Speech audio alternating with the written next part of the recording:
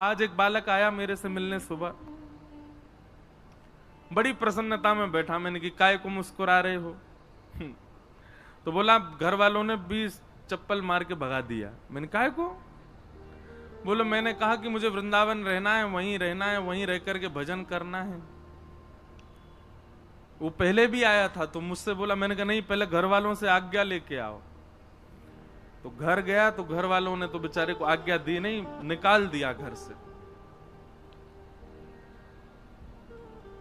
कितना भयावह कलयुग आ गया है। बेटा रात में पी के आता है, बेटा रात में वैश्यागमन करके आता है, उसको घर वाले नहीं निकालते हैं, लेकिन तिलक लगाता है, हरिनाम संकीर्तन करता है, भजन करता है, कथा सुनने जाता है, तो उसको घर से निकाल देते हैं। ये कलयुग है। अब बेचारा वो वृंदावन में ही कहीं रह करके अपनी पढ़ाई आदि पूरी कर रहे हैं। मैंने कहा चलो, तो ये अंतर्निष्ठ लोगों की बात है।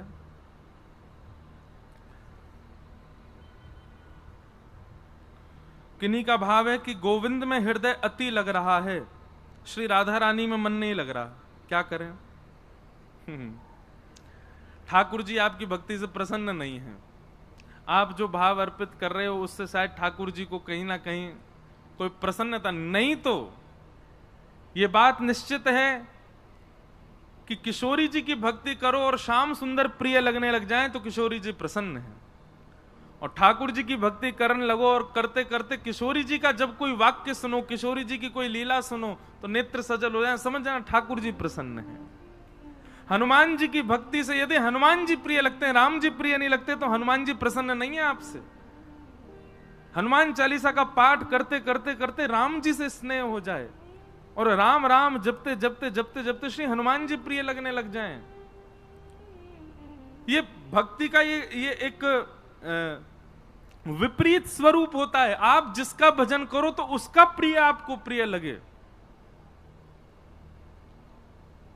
अरे भाई, प्रेम का ये स्वरूप है कि हमारे प्रेमी को जो प्रिय है वो हमको अपने आप प्रिय लगने लगता है।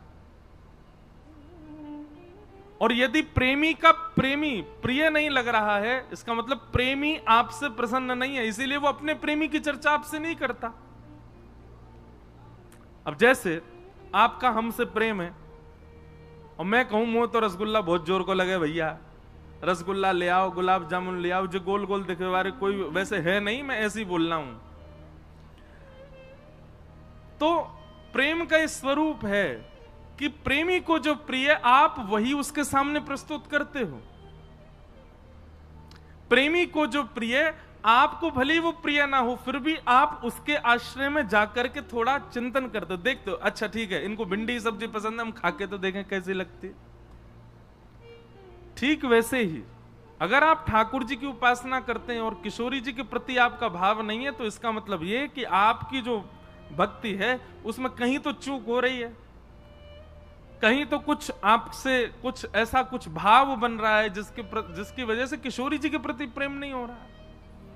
और कोई यदि किशोरी जी कोई भजे जा रहा है, बस श्री राधा श्री राधा श्री राधा, ठाकुर जी के प्रति कोई भाव नहीं, तो निश्चित है कि उसकी भक्ति स्वीकार्य नहीं हो रही है। तो इसलिए चूक कहां हो रही है वो ढूंढो और उसको ठीक करो। किशोरी जी के प्रति प्रेम उत्पन्न हो तब समझो कि हां लाल जी आपके भक्ति से प्रसन्न है। फिर आपका दूसरा प्रश्न, क्या शरीर रूपी पुत्र पुत्री को मैं गोपाल रूप और प्रेम करूं तो वो मोह है या प्रभु का भक्ति भाव संदेह दूर करे? पता नहीं क्या भाव है, लेकिन इसमें ये कह रहे हैं कि बच्चों को ही गोपाल जी मान लें। मान सकते हैं, लेकिन कब तक? केवल 5 वर्ष तक। 5 वर्ष तक तो उसको गोपाल जी मानो। क्यों? क्योंकि उस समय उसमें विकार नहीं है। जैसे ही बालक में विकार उत्पन्न होने लग जाते हैं, फिर आप उसको भगवत स्वरूप नहीं, फिर तो वो आपका लाला ही है, फिर तो आपका बालक ही है। उसी भाव में रखो,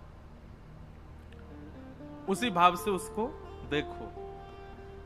तो ये आज के प्रश्न हैं। फिर किन्हीं का